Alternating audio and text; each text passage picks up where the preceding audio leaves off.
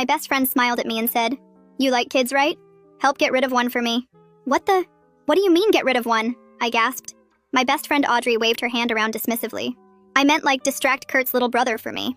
Kurt was the new guy Audrey had been obsessing over since he moved here. And honestly, I get it.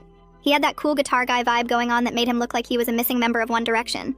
And Audrey wasn't the only girl chasing after him. The thing was, no one could get close because of his 12-year-old brother Joey. Wherever Kurt went, Joey was there. Audrey reached out and held my hands tightly, fluttering her eyes at me. "Please, I just need you to babysit the little brat, so I can have a chance to be alone with Kurt." I couldn't say no. Audrey had been there for me during my last breakup. This was nothing. Babysitting Joey? Easy. It only became a problem when Kurt started to look for me too. Audrey was practically bouncing with excitement when I showed up at Kurt's apartment to pick up Joey. Unfortunately, he was not a happy camper. He pouted the entire ride on the way to the arcade, and when we arrived, all he'd say was, "I want my brother back."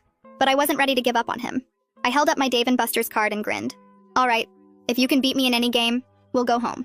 Suddenly, he was alive, putting his full effort into each game. But what he didn't know was that I basically grew up in the arcade. "No way," he gasped after handing him another defeat in Guitar Hero. I patted his back. "Sorry, kid. You'll need another 10 years before you can beat me." He smiled at me, finally warming up. "I like you. People only play with me because they like my brother. Even the kids at school think I'm annoying." I paused. "Joey, you're not annoying," I told him. "No, it's okay. I like that you're at least honest. Audrey doesn't even pretend to like me.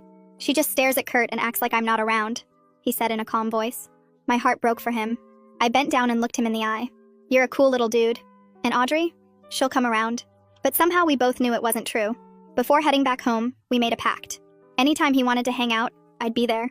What I didn't expect was the next time I got called over, Kurt was there too. First he showed up just to check in on things, until he stayed to hang out with us completely. Joey pouted at Kurt. "You're interrupting our gaming time." Kurt and I grinned at each other. He held his hands up apologizing. "Wow, I didn't think my own little brother would try to kick me out," he joked. "You must really be something." Kurt stared at me with a soft, romantic smile. When Joey saw my face turn red, he glared at Kurt and covered Kurt's face. No flirting with my playdate." We all burst into laughter. The three of us fell into something I didn't expect. Kurt would bring pizza, Joey would pick the movie, I'd make popcorn. Joey started falling asleep on my shoulder halfway through whatever superhero film he'd chosen, and I'd fall asleep on Kurt's shoulder.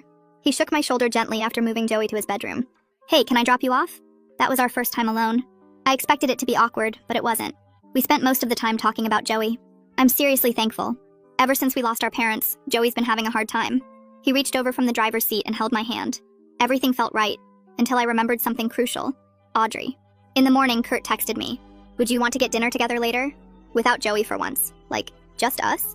I stared at my phone, reading it over and over